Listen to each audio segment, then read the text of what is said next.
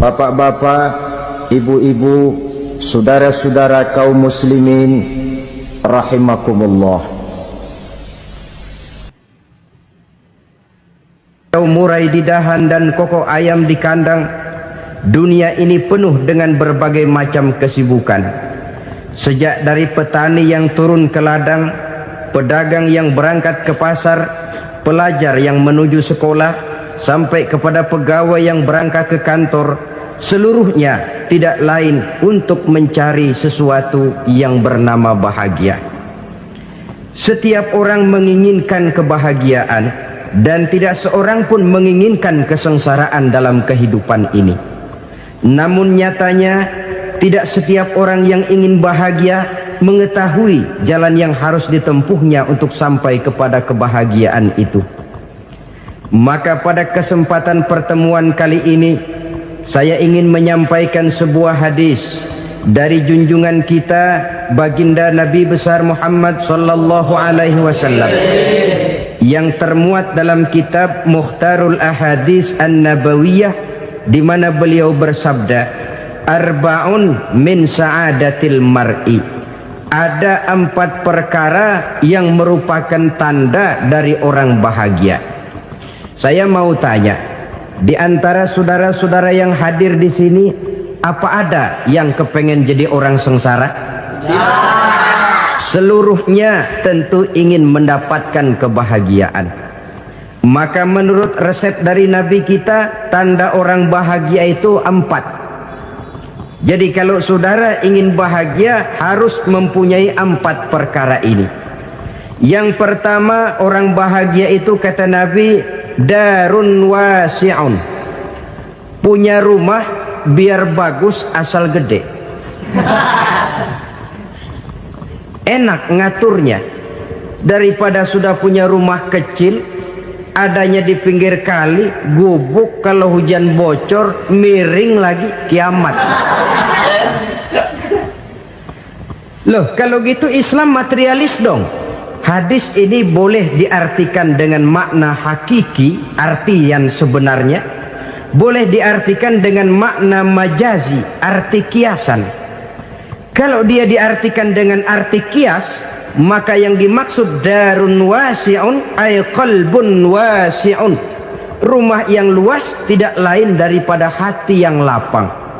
Karena di situ kunci kebahagiaan yang sebenarnya. Walaupun kita cuma tinggal di petak berukuran 2 kali 3 meter, kalau hati kita luas-luas rasanya rumah itu. Tapi biar rumah kita halamannya saja puluhan ribu hektar, ada kolam renangnya, kamar tidurnya tidak lagi terhitung. Kalau hati yang menempati rumah itu sempit, maka akan terasa sempit jugalah rumah itu. Tempat bergantungnya tidak lain adalah hati. Marilah kita mencoba melihat berbagai pandangan orang tentang bahagia ini. Ada orang menyangka bahwa bahagia itu kalau dia mendapatkan harta yang sebanyak-banyaknya. Siapa yang banyak harta, dialah raja. Apa yang dia mau, seluruhnya bisa dibeli. Keamanannya, dia bisa menyewa petugas. Seluruh fasilitas untuk menyenangkan kehidupannya bisa dibeli. Pendeknya, hartalah segala-galanya dalam kehidupan.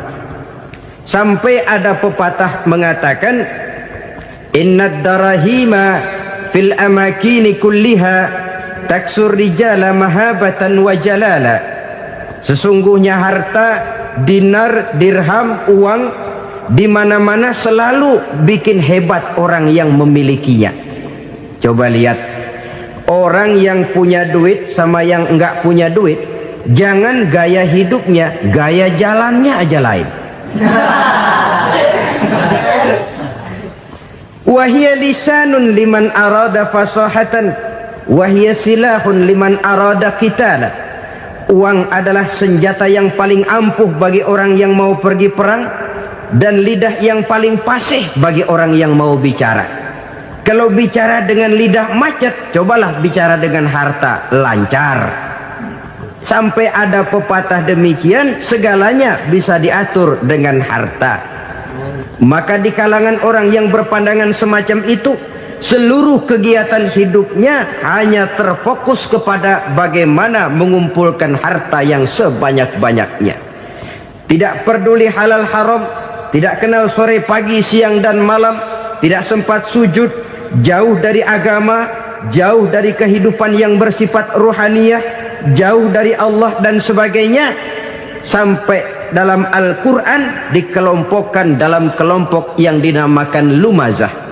Allazi jama'a malahu wa 'addadah yahsabu anna malahu akhladah. Mereka mengumpul-ngumpulkan harta sebanyak-banyaknya dan menyangka bahwa harta yang banyak itu dapat mengekalkan hidupnya, mengekalkan kekayaannya, mengekalkan kebahagiaannya. Saudara hadirin yang berbahagia, kalau pandangan hidup ini benar, artinya kalau harta memang merupakan satu-satunya hal yang dapat membuat orang bahagia, tentu di rumah mewah tidak akan pernah ada tangis derita. Tentu di satu tempat di mana fasilitas hidup serba menunjang tidak ada yang namanya penderitaan.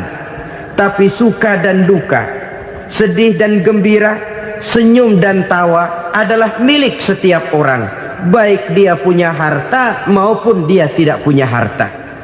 Nyatalah bahwa harta semata-mata bukan merupakan jaminan bahwa orang akan bahagia. Walaupun tanpa harta orang sulit untuk bahagia. Saya mau cerita, ada orang super kaya, namanya Aristotle Onassis, raja tanker Yunani. Dia punya kapal tanker saja konon sampai 11 banyaknya. Punya perusahaan penerbangan yang disebut Olympic Airlines. Punya hotel di berbagai kota besar di dunia ini, sejak dari New York, London, Paris, Rome dan sebagainya. Bahkan punya pulau yang dia namakan Pulau Scorpio. Ini kan namanya sudah kaya nggak tanggung-tanggung, punya pulau.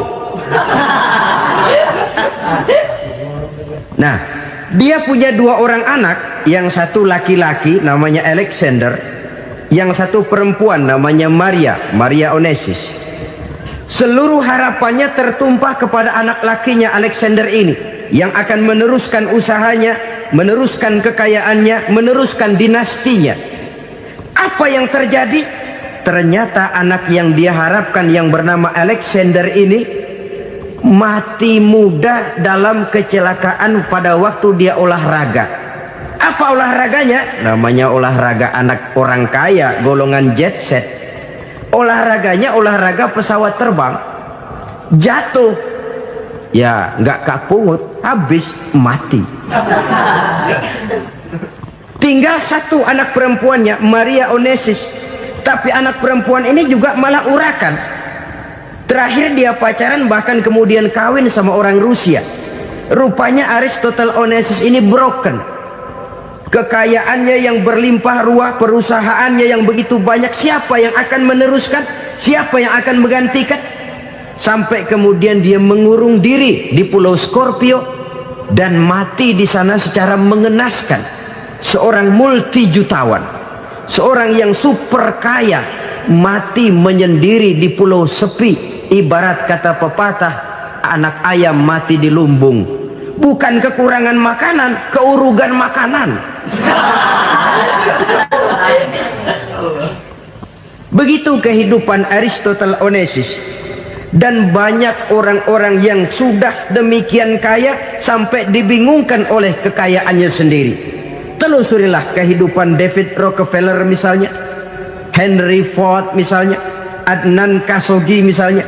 Multi jutawan yang kadang-kadang dibuat keder oleh kekayaannya sendiri.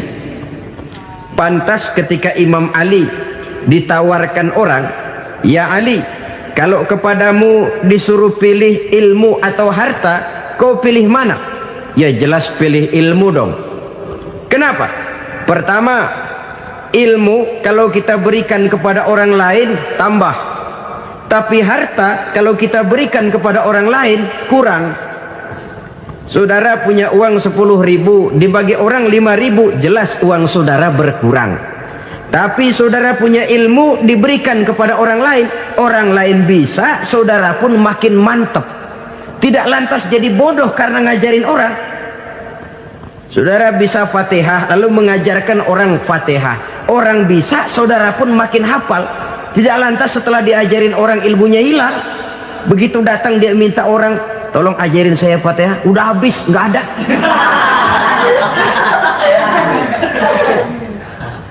Yang kedua kata Imam Ali, ilmu menjaga kita. Kalau harta, kita yang harus jaga. Makin banyak ilmu, makin terpelihara diri seharusnya. Tetapi makin banyak harta, makin bingung kita jaganya. Sampai kadang-kadang kalau perlu seluruh keliling rumah dipasangi alarm. Belum cukup disewakan anjing besar-besar, pasang di depan pintu, awas anjing galak. Masih belum cukup juga, cari centeng tukang-tukang kepruk jaga rumah. Masih terasa belum aman, padahal rumahnya dikelilingi tembok besar. Di balik tembok ada pintu-pintunya tebal.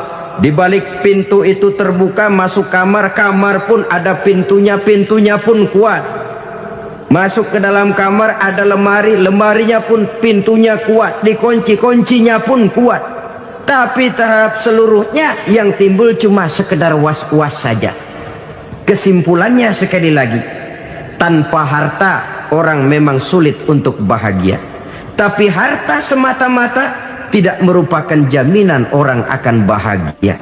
Dengan hati yang luas, itu modal utama untuk mencapai kebahagiaan hidup.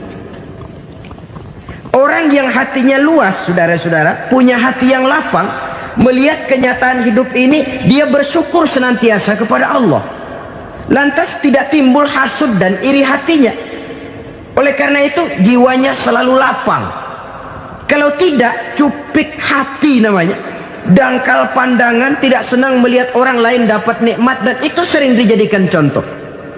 Kalau orang yang lapang dada, dia lihat tetangganya beli TV baru, dia berkata, alhamdulillah ya, tetangga kita beli TV, mudah-mudahan kita bisa ikut nonton. Lapang dadanya. Tapi orang yang sempit hati, lihat tetangga beli televisi, meriang.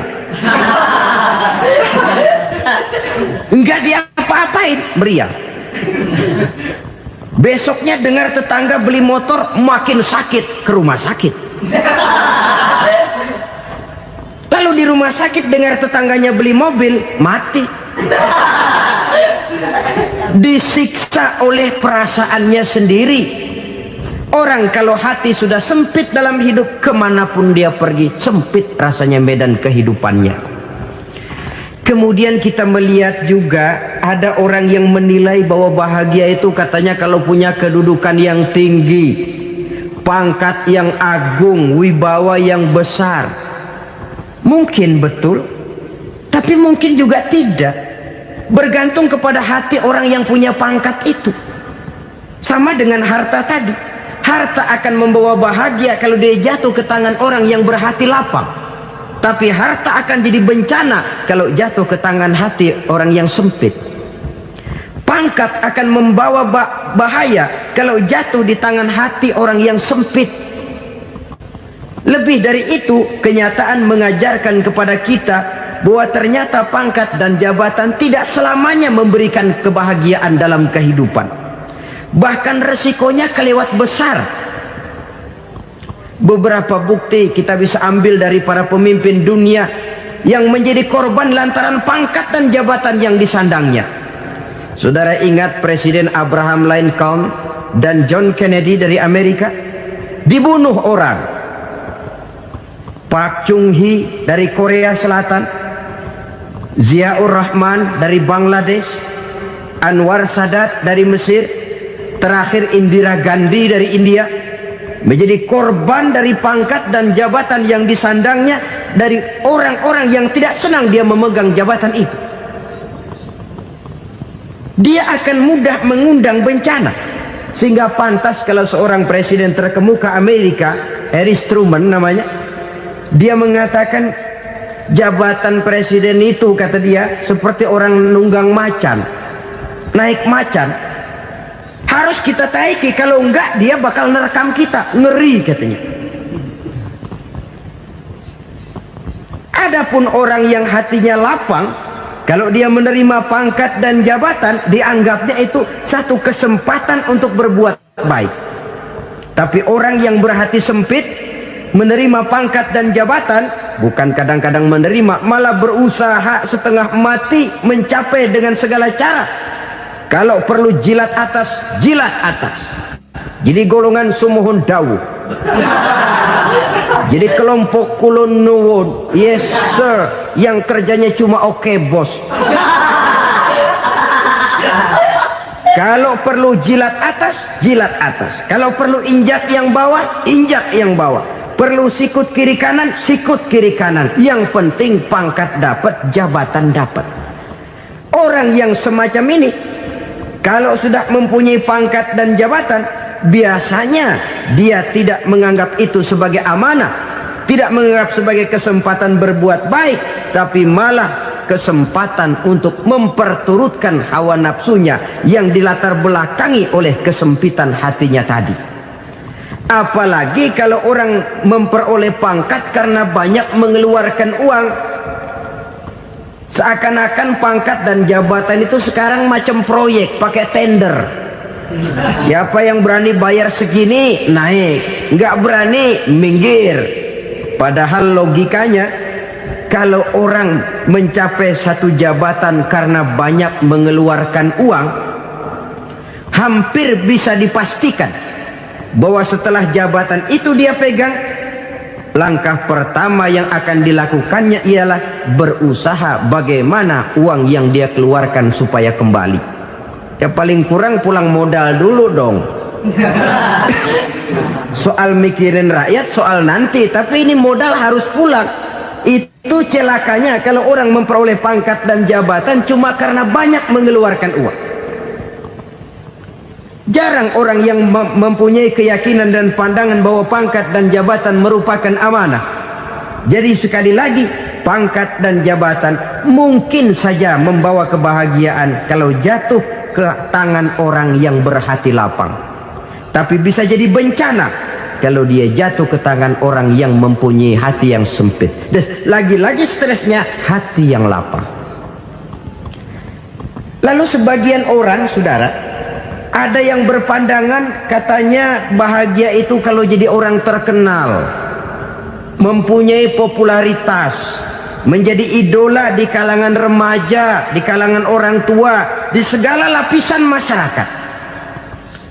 Padahal makin populer orang makin terikat dia. Ya kalau macam kita ini kan nggak punya nama, nggak populer, tengah malam buta mau nongkrong di warung Tegal aman. Tapi pangkat, jabatan, kedudukan, popularitas menyebabkan kita diikat dengan berbagai macam peraturan.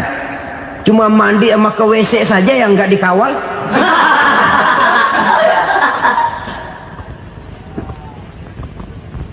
Benarkah popularitas, ketenaran membawa kebahagiaan? Mungkin, ya, tapi mungkin juga tidak. Kenapa? Banyak orang-orang populer yang mengakhiri hidupnya secara tragis. Kita ambil beberapa nama. Di Amerika tahun 60-an ada bintang seksi paling terkenal yang dijuluki sex bomb. Bom seksi. Sampai sekarang jadi legenda, namanya Marilyn Monroe. Singkatan dobelnya itu inisialnya MM, Marilyn Monroe. Terkenal top sampai dia mati tahun 62, namanya sekarang masih saja dibicarakan orang. Kenapa dia bunuh diri? Tidak punya hartakah dia? Banyak. Kurang populerkah dia? Seluruh dunia mengenalnya. Sejak rakyat kecil sampai pejabat tinggi dia punya hubungan. Kenapa? Jenuh. Dia terlahir dalam keadaan yatim. Setelah itu tidak lama dia berangkat remaja, ibunya meninggal, pindah dari wanita asuh ke wanita asuh sampai 12 orang ibu angkatnya. Dan kekecewaan yang paling parah, setiap laki-laki yang dekat dengannya hanya seperti kapal berlabuh, datang dan pergi silih berganti. Padahal dia merindukan seseorang yang bisa melindungi hidupnya. Dia rindukan itu dan dia tidak pernah menemukan. Itu yang akhirnya menyebabkan dia minum pil tidur kelewat dosis, minum obat tidur kebanyakan, ya tidur terus sampai sekarang.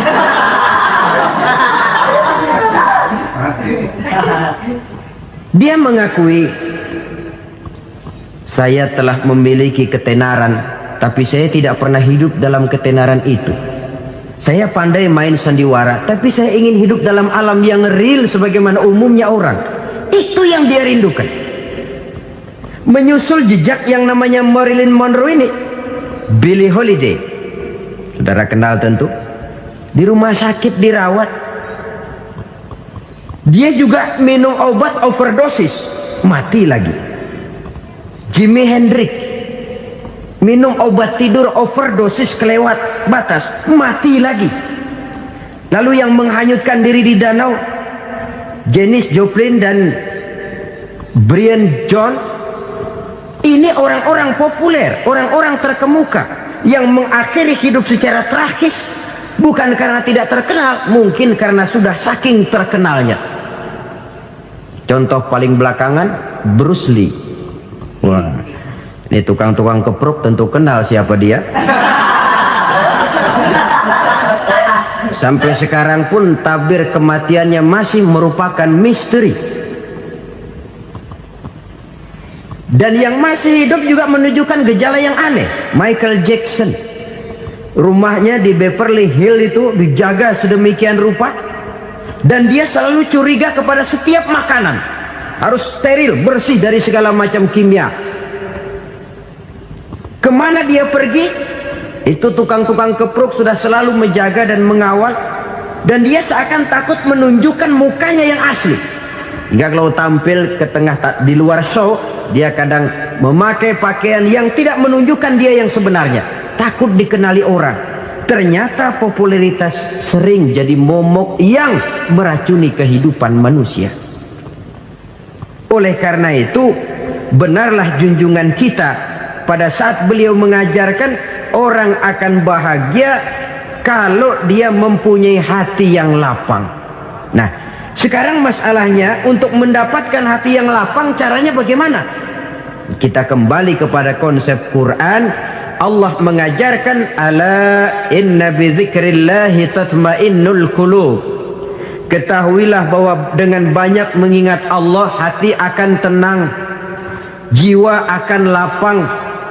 Dengan kata lain, dekat dengan agama, merasakan kehadiran Allah dekat dalam hidup. Itu muara pertama untuk mencapai hati yang lapang. Ala inna bi dzikrillahi tatmainnul qulub. Jangan macam orang sekarang ingin mendapatkan ketenangan lalu tapak di puncak gunung, di gua-gua, di tempat sepi. Iyalah kalau nggak ada ular.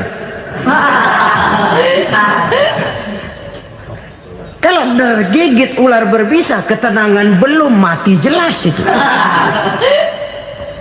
Islam positif untuk mendapatkan ketenangan. Ala inna bi dzikrillahi tatmainnul qulubi. Bahwa ketahuilah bahwa dengan banyak mengingat Allah, hati akan tenang, jiwa akan lapang, nuansa pikiran akan luas. Karena yang namanya bahagia ada dimanapun manusia berada. Di kampung ada bahagia, di kota ada bahagia, di ngarai, di lembah, di gunung, di hutan, di lautan, di angkasa luar, dimanapun bahagia itu ada kalau kita bermodalkan hati yang lapang ini. Dan hati akan lapang kalau kita dekat dengan agama. Dekat dengan harta buat sementara hati mungkin tenang, tapi ketenangan yang relatif dan temporer. Apalagi orang tiap kali tambah harta, tiap kali tambah rencana. Itu wajar.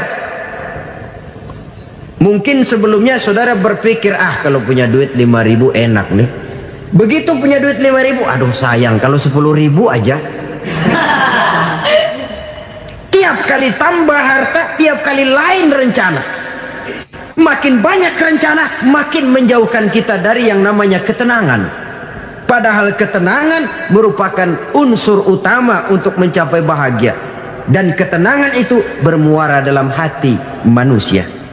Tengoklah kehidupan ini. Orang yang banyak harta dengan orang miskin, berbedakah rasa sakit yang mereka tanggungkan?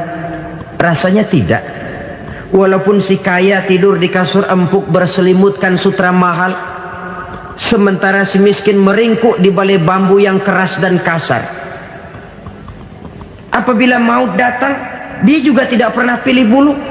Maut datang menjemput si kaya di singgasana keemasannya, dikelilingi oleh para pengasuh, dayang dan inang serta para pengawal. Dan maut pun datang menjemput si miskin papa, sehingga ia tergelepar di tepian jalan. Kedua-duanya bernama mati. Kalau nyata bahwa sakit yang ditanggung si kaya tidak beda dengan sakit yang ditanggung si miskin, bukan harta semata yang membuat orang bahagia. Hati yang tenang, jiwa yang lapang penuh kedamaian, karena banyak berzikir dan mengingat Allah, itu merupakan modal utama untuk mencapai sesuatu yang bernama bahagia.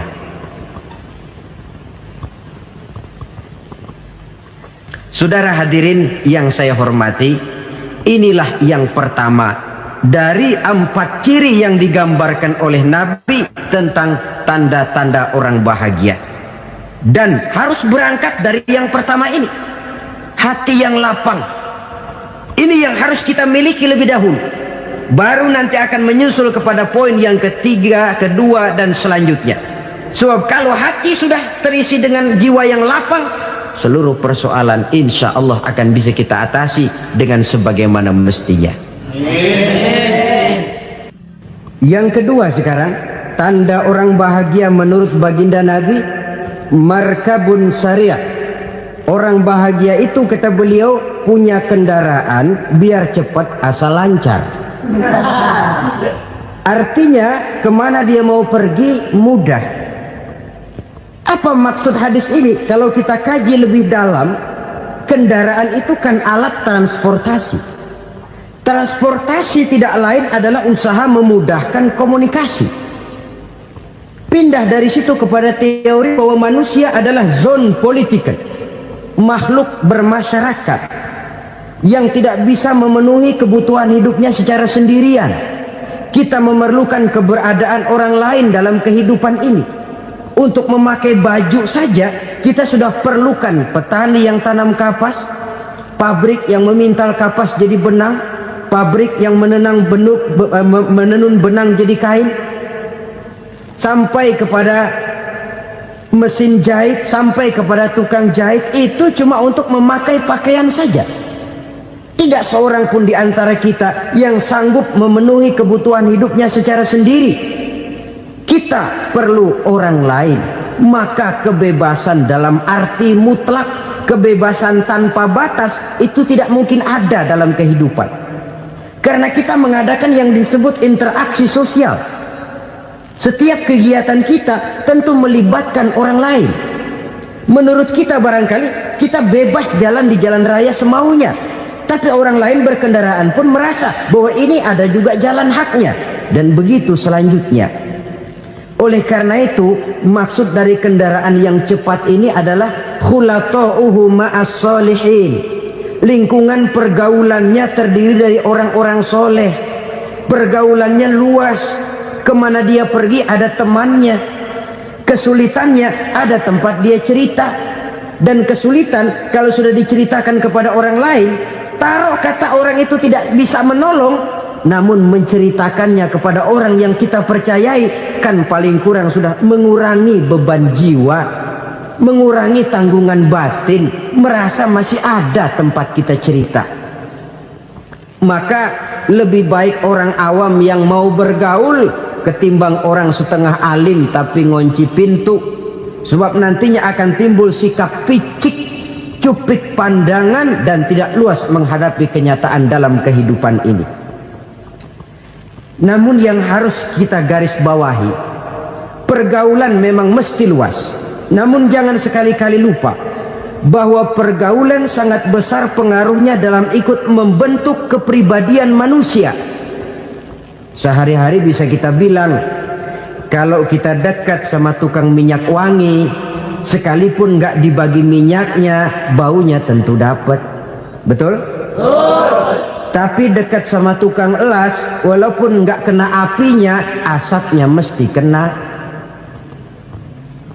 Kalau Syauqi mengatakan lebih jelas lagi, man asyaral asrafa asa musarrafan wa muasyiral anzali ghairu musarrafin. Awalam taral jildal hakira muqabbalan bisagri lamma sara jildal mushaf. Siapa yang bergaul dengan orang mulia, dia bakal ikut menjadi mulia. Tapi siapa yang berteman dengan orang hina, dia tidak bakal ikut menjadi mulia.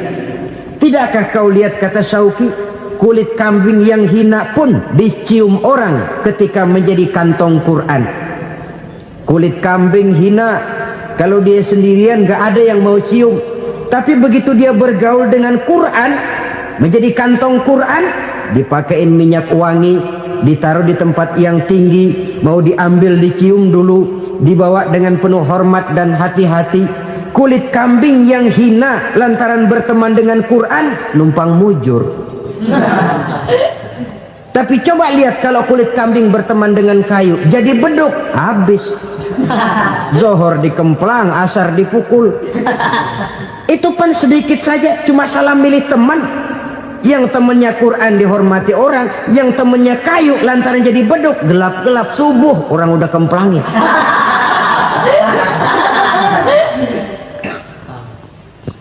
Maka terutama kepada adik-adik remaja yang masih mencari identitas diri, yang ibarat kaset masih kaset kosong, mudah diisi oleh apapun, pandai-pandailah memilih teman dalam bergaul. Karena banyak orang yang tadinya baik-baik, ketika terseret dalam pergaulan dengan orang yang tidak baik, kebaikannya menjadi lentur dan luntur. Tapi berapa banyak bajingan-bajingan tengik, orang-orang yang berlumur noda dan dosa, tiap hari melakukan maksiat, namun bergaul dengan orang yang baik-baik, pada akhirnya sedikit demi sedikit beringsut dan berangsur dia terbiasa mengikuti kebaikan-kebaikan.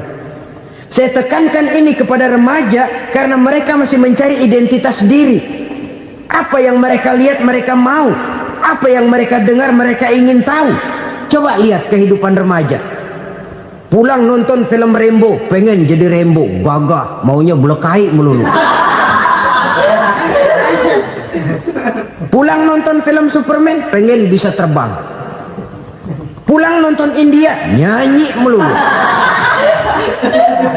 Wajar, mereka masih mencari identitas diri. Saya ini sebenarnya siapa? Lingkungan, pergaulan akan membentuk itu. Karena itu pandai-pandailah bergaul, karena ia sangat besar pengaruhnya dalam ikut membentuk kepribadian manusia. Apalagi sifat yang jelek lebih cepat menularnya ketimbang sifat yang baik. Sifat yang baik, watak yang soleh itu lambat sekali untuk menular. Tapi yang tidak baik, kan prosesnya mah kalau remaja biasanya mula-mula dengar. Karena dengar lalu pengen tahu, karena pengen tahu lalu ngeliatin, begitu ngeliatin kan pengen nyobain, setelah nyobain ketagihan. Nah, ini prosesnya. Yang namanya ganja, morfin, narkotik awalnya kan begitu. Mula-mula dengar katanya kalau sudah fly to the sky, sudah melayang ke langit katanya, disitulah puncak kebahagiaan. Mulanya cuma dengar. Karena dengar pengen tahu, karena pengen tahu lalu ngeliat, kumpul sama orang yang suka ngeganja. Setelah ngeliat, nah pengen ngerasain. Begitu ngerasain enak juga, ketagihan. Kalau sudah ketagihan jadi penyakit kronis, bisa merembet kepada yang lain. Iya, kalau orang tuanya mampu untuk beli morfin, beli ganja. Kalau tidak kan pikirannya ngayap, jemuran siapa ya gue sabet. Timbullah perbuatan-perbuatan negatif yang bermula dari salah pergaulan. Apalagi buat adik-adik remaja yang tinggal di kota-kota besar, yang pengaruh budaya, pengaruh kesenian, pengaruh struktur kehidupan yang nampak makin individualistis, di mana persaingan tajam, tensi ekonomi tinggi, orang mudah mengalami stres. Pandai-pandailah dalam bergaul, sekali lagi, karena ia sangat besar pengaruhnya dalam ikut membentuk kepribadian manusia. Orang bahagia punya kendaraan yang cepat, artinya punya pergaulan yang luas, dan lingkungan pergaulannya terdiri dari orang-orang yang soleh. Kemana dia pergi ada teman, kesulitannya ada tempat dia cerita. Tapi kalau sudah menyendiri, hidup sendiri, kesulitan dipikiri sendiri, bisa mati belum waktunya. Tidak ada tempat berbagi rasa, tidak ada tempat bercerita, tidak ada tempat mengurangi beban dalam kehidupan. Pantas betul kalau Islam sangat menggalakkan dan menganjurkan orang kalau sudah sampai waktunya itu untuk melangsungkan nikah. Kata Nabi, ya ma'syaras syabab man istata'a minkumul ba'at falyatazawwaj. Hai para pemuda, kalau sudah mampu memberi nafkah, kawinlah, nikahlah kamu. Kenapa? Sudah ada teman hidup, tempat berbagi rasa. Kesulitan kalau ada tempat cerita akan lebih ringan ketimbang kita telan sendiri, walaupun bobot kesulitannya sama beratnya. Saudara-saudara kaum muslimin rahimakumullah, inilah ciri yang kedua, punya kendaraan biar cepat asal lancar. Kemana kita mau pergi gampang. Dengan kata lain, setelah hati yang luas, pergaulan yang luas. Dua. Yang ketiga sekarang, tanda orang bahagia itu menurut Nabi, misbahun mudhi'un, punya lampu yang terang. Oh, itu enggak problem. Sekarang sudah zamannya listrik masuk desa, Pak. Lampu sudah terang semua. Betul, kalau itu yang dimaksud. Tapi tidak cuma itu. Karena lampu yang dimaksud di sini, lampu yang akan menerangi seluruh perjalanan hidup. Dan perjalanan hidup itu sudah dimulai sejak kita terlahir ke alam ini, sampai masuk ke alam barzah, kumpul di padang mahsyar, sampai ke akhirat. Lampu yang menerangi itu yang diperlukan. Kalau lampu, katakanlah yang paling top sekarang kan lampu jenis Mercury. Taruhlah itu di rumah kita, dia cuma menerangi rumah kita, menerangi hati pun tidak sanggup. Bila kita masuk ke alam barzah, alam kubur, sanggupkah si Mercury yang begitu terang menerangi alam barzah kita? Tidak sanggup lagi. Sanggupkah lampu yang ratusan watt, bahkan puluhan ribu watt menerangi kehidupan di padang mahsyar? Tidak akan sanggup lagi. Kalau demikian, yang dimaksud lampu yang terang di sini apa? Tidak lain amal soleh, kebajikan yang kita lakukan dalam hidup. Itu yang akan jadi lampu penerang.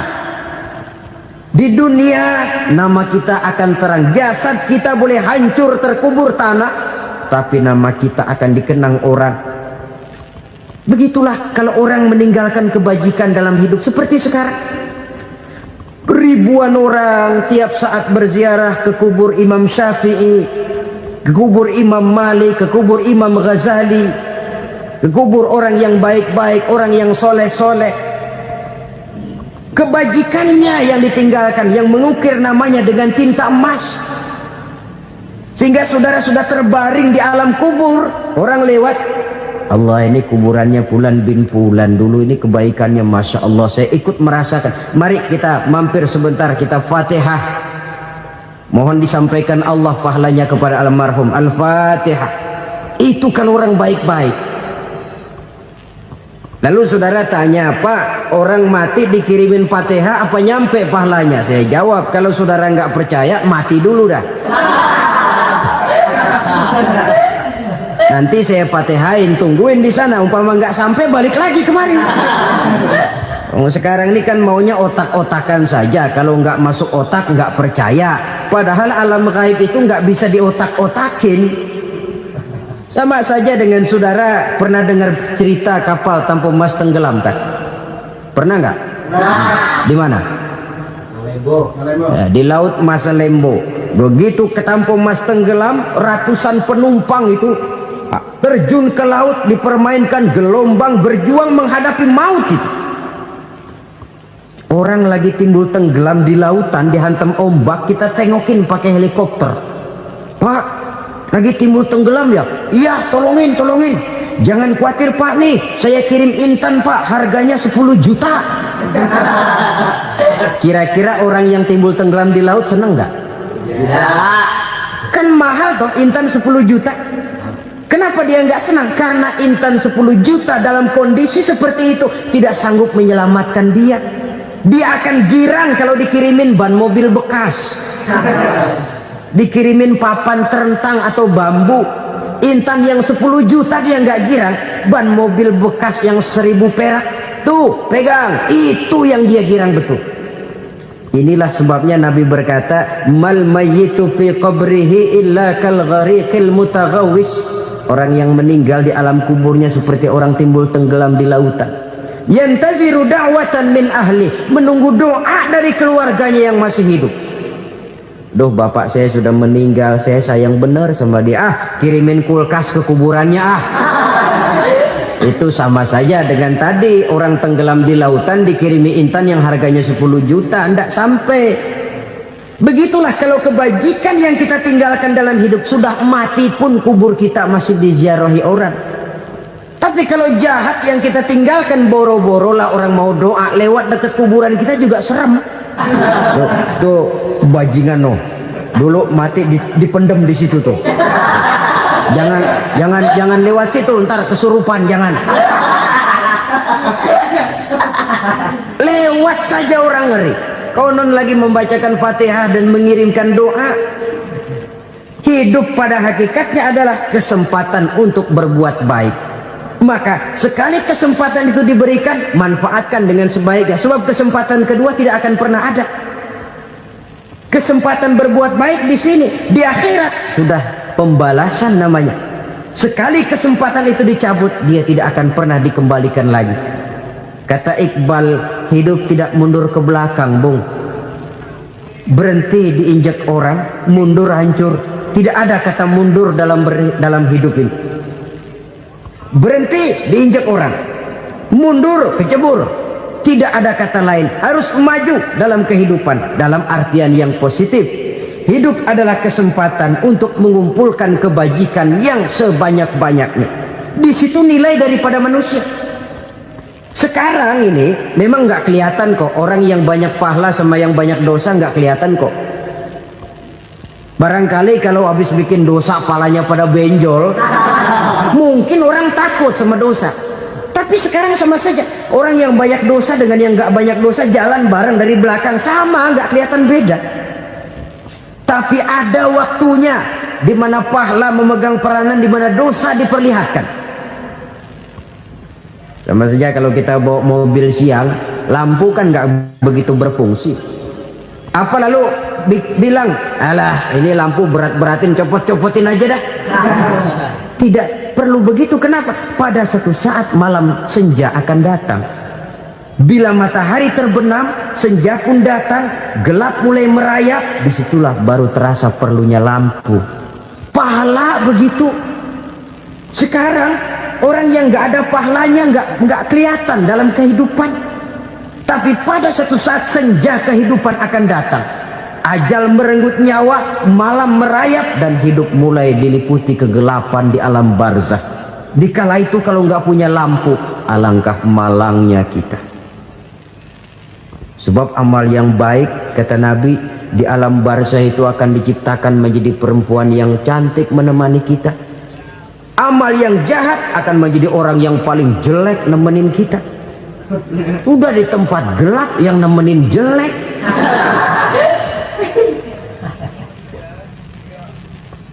Kaum muslimin rahimakumullah. Kalau demikian masalahnya, tergantunglah kita pandai memanfaatkan waktu. Al-waktu kasayf, waktu itu cepat sekali. Yang namanya waktu itu tahu-tahu. Tahu-tahu udah tahun 87. Tahu-tahu udah begitu. Tahu-tahu yang kemarin anak-anak, sekarang udah pada punya anak. Tahu-tahu saja itu. Begitu cepat waktu berlalu. Kalau tidaklah pandai kita memanfaatkannya, akan rugi kita. Nabi bersabda, "Man kana yaumuhu khairun min amsihi fahuwa rabih." Barang siapa yang hari ini lebih baik daripada hari kemarin, itu orang untung. Hari ini lebih baik daripada kemarin. Bulan ini lebih baik dari bulan kemarin. Tahun ini lebih baik dari tahun kemarin. Itu orang yang beruntung. Tahun kemarin sembayangnya maghrib doang, sekarang udah tambah isya. Tahun kemarin cuman Idul Fitri aja ngancem bener, sekarang udah tambah Jumat, lalu tambah lagi maghrib, tambah lagi isya, dan selanjutnya. Hari ini lebih baik daripada kemarin, itu orang yang beruntung. Wa man kana yaumuhu mislu amsihi fahuwa khasir. Lalu barang siapa yang hari ini sama saja dengan hari kemarin, itu orang rugi. Hari ini sama dengan kemarin, rugi itu. Bulan ini begitu, bulan kemarin begitu, tahun ini begitu, tahun lalu juga begitu. Rugi itu orang. Rugi apa? Rugi umur. Umur tambah, amalan gak pernah tambah. Dan saya pikir lebih merupakan azab ketimbang nikmat kalau orang dikasih panjang umur cuma untuk numpuk dosa. Mending mana? Panjang umur banyak dosa sama pendek umur dikit dosa? Mending mana? Mending mana? Ya, paling mending tentu panjang umur banyak pahala. Tapi kalau tidak, sekali lagi, lebih merupakan azab ketimbang nikmat kalau orang diberikan panjang umur tapi cuma untuk sekedar menumpuk dosa. Kehilangan kesadaran bahwa dunia bukan terminal akhir dari satu perjalanan. Dia cuma halte di mana kita berhenti sebentar untuk menuju kepada terminal yang hakiki. Saudara-saudara kaum muslimin rahimakumullah, inilah lampu yang akan menerangi kehidupan. Amal yang kita lakukan di dalam kehidupan. Jadi yang dimaksud dengan lampu yang terang, kebajikan yang kita kerjakan dalam hidup. Nah, setiap orang di awal tadi saya bilang ingin bahagia. Bahagia itu kan hakikatnya kumpulan senang dan selamat. Senang, selamat. Apa bedanya? Senang tapi tidak selamat, nggak bahagia. Selamat tapi nggak senang, nggak bahagia orang. Contoh, kalau orang korupsi, duitnya banyak, senang dia, tapi keselamatannya. Ada tentara baris di samping rumahnya udah bingung, padahal tentara latihan. Tentara cuma latihan, dia bingung. Senang, tapi karena keselamatannya tidak terjamin, dia tidak bahagia. Sebaliknya pegawai negeri jujur benar, cuma segaji-gajinya, selamat nggak korupsi, tapi melarat, ya nggak bahagia juga, kurang senang. Kesenangan dan keselamatan untuk dunia saja, ya sekali lagi, kalau cuma sekedar untuk dunia saja, bisa dibeli pakai uang. Bisa dibeli pakai uang. Saudara ingin selamat, bisa dibeli pakai uang. Saudara ingin senang, bisa dibeli dengan uang. Tapi setelah mati, masuk ke alam barzah, habis kekuasaan uang. Nggak bisa lagi beli keselamatan pakai uang. Tidak mungkin lagi membeli kesenangan dengan uang. Di situ pahala yang megang peranan. Makin banyak pahala, makin banyak saham untuk membeli kesenangan dan keselamatan, untuk memperoleh yang namanya bahagia. Dan jangan lupa loh, di alam barzah kita nggak sebentar, menunggu datangnya kiamat. Loh iya, kalau kita begitu dikuburin terus kiamat datang, untung. Tapi kalau masih harus 1000, 2000, puluhan ribu tahun yang akan datang, dalam satu penantian yang begitu lama, tanpa saham untuk memperoleh kebahagiaan, satu kemalangan yang tidak ada pernah putus-putusnya. Janganlah tergelincir oleh kebahagiaan sebentar yang menipu dengan mengorbankan kebahagiaan hakiki yang berjangka panjang. Apa artinya senyum sejenak kalau harus ditebus dengan tangis seumur hidup? Biarlah kita minum jamu, pahit memang, getir memang, tapi kan besok badan sehat. Daripada sekarang minum sirup, manis memang, enak memang, tapi bibir pada jontor besoknya. sirawan, batuk, nggak karu-karuan. Banyak orang tertipu oleh kesenangan yang sebentar, padahal laisa kullu ma yalma'u zahaban. Belum tentu semua yang berkilat itu emas, belum tentu semua yang gemerlap itu intan. Karena itu marilah manfaatkan kesempatan yang diberikan Allah ini untuk mengumpulkan kebajikan yang sebanyak-banyaknya. Yang terakhir sekarang, yang keempat, tanda orang bahagia kata Nabi. Zaujatun salihah. Orang bahagia itu tanda yang keempat kata Nabi, punya istri biar cakep asal taat. Sudah surga itu sudah. Cakep taat. Istri kayak gitu, kalau belum mati jangan dikuburin dulu. Sudah cakep taat lagi, tapi kadang-kadang enggak, udah jelek ngadat melulu. Apa yang mau dipilih? Sebab itu Quran mengatakan istri pakaian untuk suami, suami pakaian untuk istri. Kenapa suami istri diibaratkan pakaian? Alangkah tingginya gaya bahasa Quran ini. Suami istri teman hidup, hidup perjalanan panjang. Sejak kita dalam rahim sudah ada hidup kan di sini. Sampai ke alam dunia, masuk ke alam barzah, kumpul di padang mahsyar, sampai menuju akhirat, itu perjalanan hidup. Carilah istri atau suami teman hidup yang membawa manfaat tidak hanya kehidupan di dunia ini, sampai di alam barzah, sampai di padang mahsyar. Suaminya mungkin meninggal lebih dulu, atau istrinya mungkin meninggal lebih dulu, tapi suami atau istri yang masih hidup berbuat kebajikan. Suami saya meninggal, ada hartanya, saya sedekahkan, niat pahala untuk almarhum suami saya. Ini teman hidup, tidak dibatasi dan tidak bisa dipisahkan oleh maut sekalipun. Zohirnya mungkin pisah, badannya mungkin pisah, tapi hatinya, jiwanya, kebersamaannya dalam menghadapi kehidupan. Karena itu saudara-saudara, bahasa Quran indah. Suami istri diibaratkan seperti pakaian. Apa fungsi pakaian? Pertama, pakaian jadi kebanggaan. Artinya suami harus menjadi kebanggaan istri, istri harus jadi kebanggaan suami. Yang kedua, pakaian itu kan fungsinya menutup aurat. Artinya sesama suami istri harus saling menjaga kekurangan masing-masing. Jangan malah sesama suami istri saling membongkar rahasia dan aibnya sendiri-sendiri. Istrinya diceritain jeleknya di mana-mana, atau suaminya dibongkar rahasianya di pasar umum. Itu sudah tidak lagi berfungsi sebagai pakaian. Kenapa semua ini diperlukan? Karena kita menyadari bangsa yang baik terdiri dari masyarakat yang baik. Masyarakat yang baik merupakan susunan dari warga yang baik. Warga yang baik adalah terdiri dari rumah tangga yang baik. Dan rumah tangga yang baik merupakan susunan dari pribadi yang baik. Dari situ langkah dimulai. Membangun satu bangsa yang baik diawali dengan membangun rumah tangga yang baik, dengan menciptakan pribadi-pribadi yang baik. Sehingga dari sini diharapkan berkembanglah nilai-nilai kebaikan. Orang akan bahagia mempunyai istri yang soleh. Kenapa? Tidak ada seorang suami bisa sukses jadi apapun dia, apapun profesinya.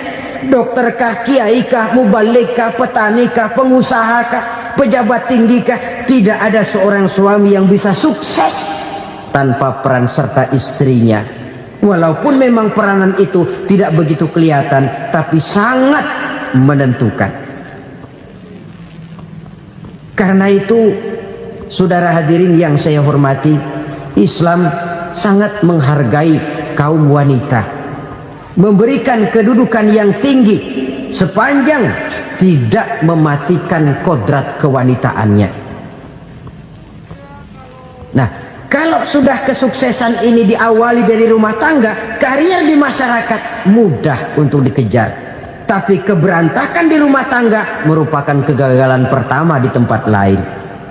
Nah, inilah saja yang dapat Al-Fakir sampaikan pada pertemuan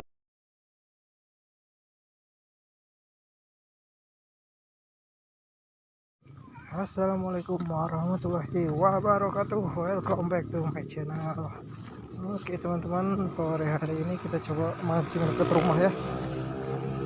Kita mancingnya udah sore ini jam 5:30. Cari-cari hiburan, mudah-mudahan kita dapat strike di sini. Udah lama nggak mancing kita ke kebun. Gimana kondisi spot? Apakah bagus? Oke, ini dia spotnya. Keruh airnya. Oke, kita langsung uncal. Apakah ada ikannya?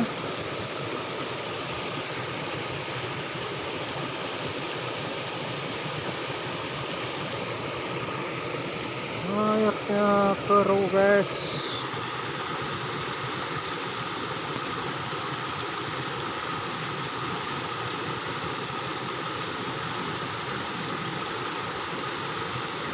Siringnya makin lama makin jebol ini.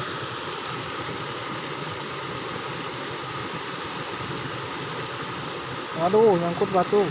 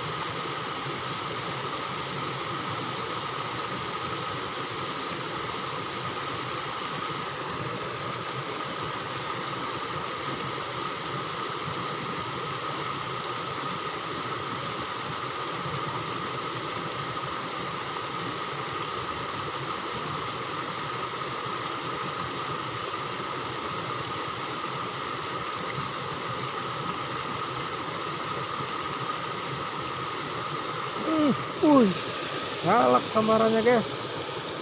Oke, ada yang nyambar.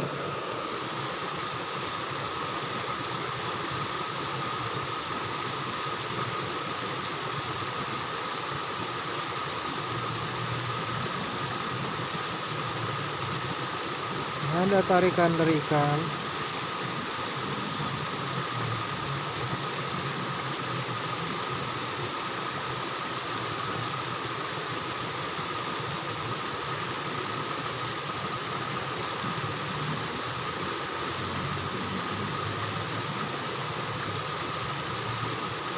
Ayo dong makan lagi, masa cuma sekali.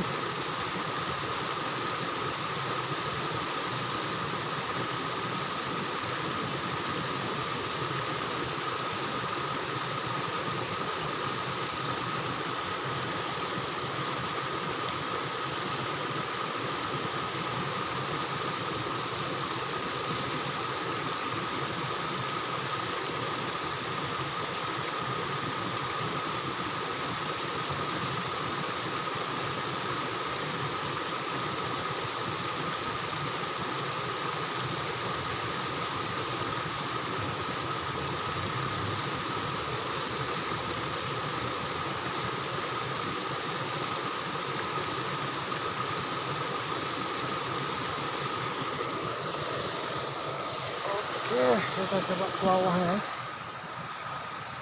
Apa tahu di sini yang ada ikan. Lempar guys.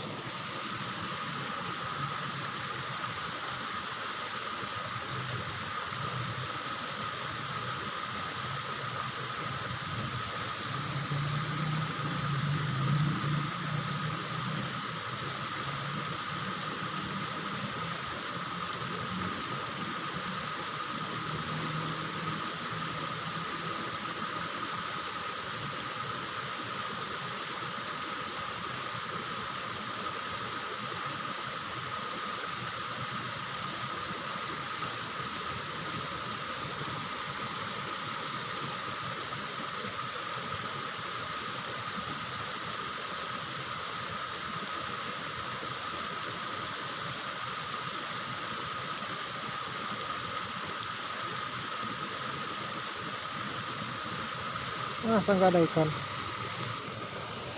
Nggak ada ikan di sini.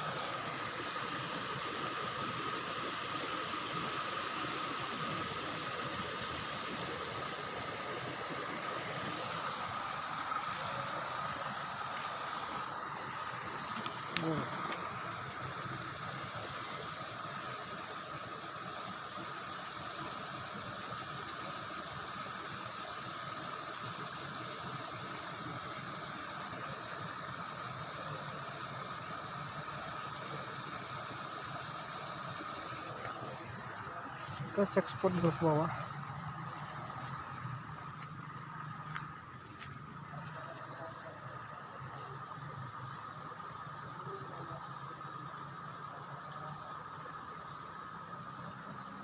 Biasanya ada ikan.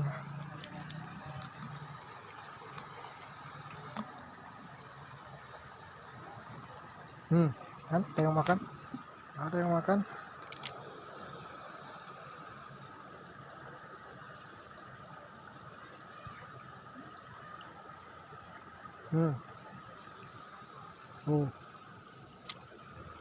Ada yang makan.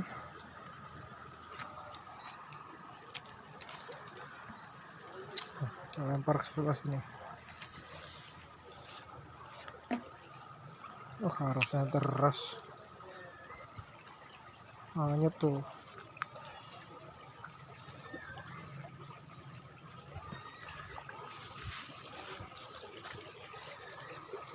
Oke, kita uncal di sini. Ada ikannya guys, kelihatan. Mudah-mudahan.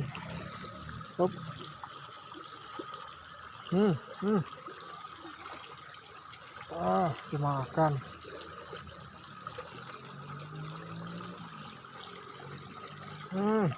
Panjangan umpan kita. Oke, kita potong.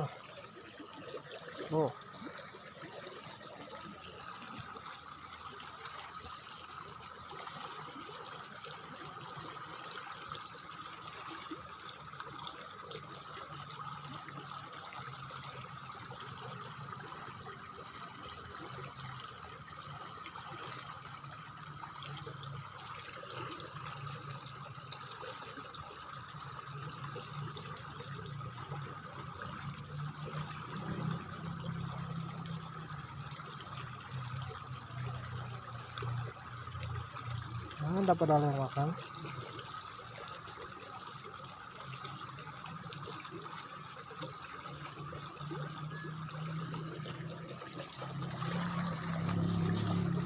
Kita uncal sebelah sini guys.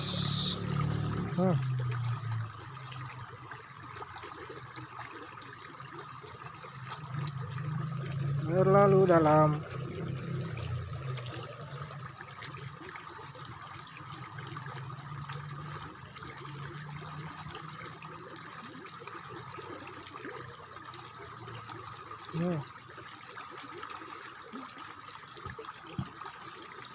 Ada yang makan.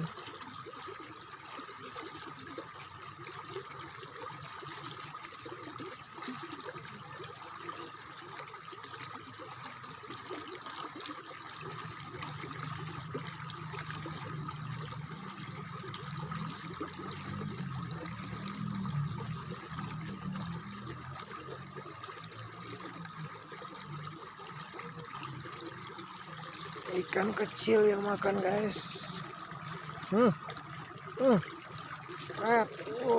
Water guys. Water kita. Mantap. Bisa lagi. Oke guys, dimakan guys. Kita pasang umpan lagi. Ternyata ada ikan wadernya. Ini umpan kita tinggal sedikit lagi.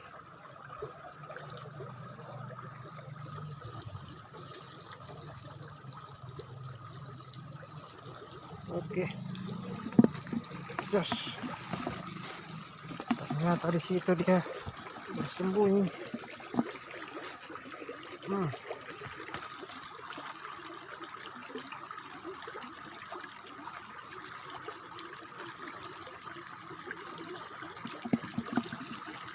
Oke. Oh.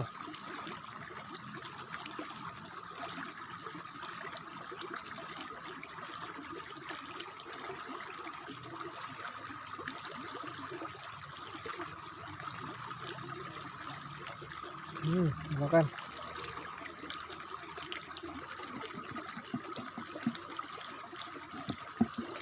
Oke, water mania, mantap.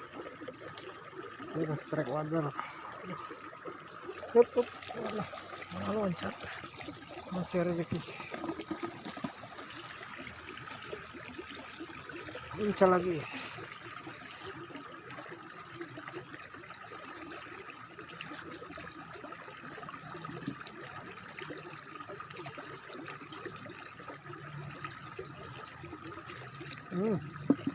Tarik guys.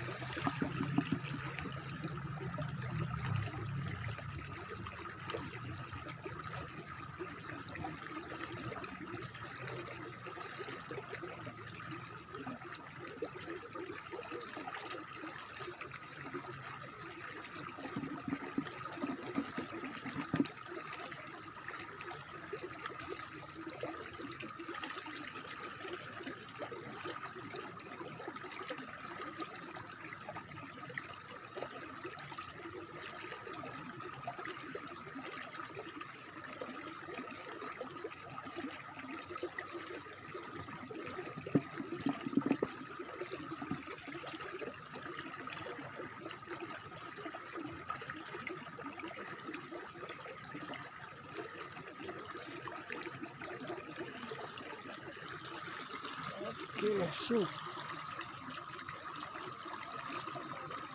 Boom.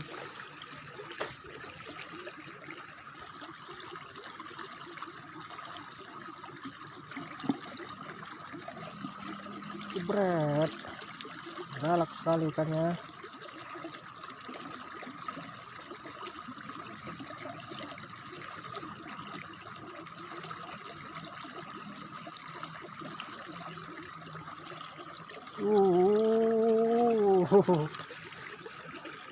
Ikannya galak guys. Mantap.